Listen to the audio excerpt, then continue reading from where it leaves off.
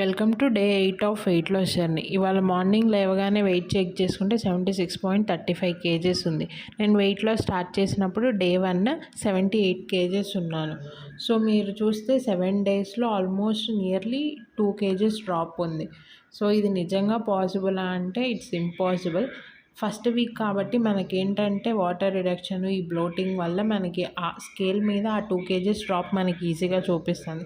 But మీరు వెళ్ళే కొద్దీ వెయిట్ లైక్ వీక్ 2 వీక్ 3 అలా వెళ్ళే కొద్దీ ఇంత 2 కేజెస్ డ్రాప్ అనేది కనిపించదు. ఫస్ట్ వీక్ కాబట్టి అలా కనిపిస్తుంది. సో మీరు ఆ వెయిట్ డ్రాప్ని చూసి ఎగ్జైట్ అయిపోయి జంక్ అలాంటివి కంటిన్యూ చేయొద్దు. సో ఇవాళ విషయానికి వస్తే ఇవాళ మార్నింగ్ లేట్గా లేచాను. సో డైరెక్ట్ బ్రేక్ఫాస్ట్ స్టార్ట్ చేసేసాను. ఓట్ మీల్ తినేసి 11కి చియా సీడ్ వాటర్ తాగాను. నట్స్ ఏమో నేను ఆల్రెడీ నట్స్ సీడ్స్ ఓట్ మీల్లో ఇంక్లూడ్ చేసుకున్నాను. సో స్కిప్ చేశాను. సో లంచ్కి నార్మల్గా రైస్, ఎగ్స్, కర్రీ, కీరా తీసుకున్నాను. 5కి స్నాక్కి నేరేడుకాయలు తీసుకొని డిన్నర్ చేసి ఈవినింగ్ వాక్ చేశాను. ఇవాళ ఆల్మోస్ట్ 10K స్టెప్స్ కంప్లీట్ చేశాను.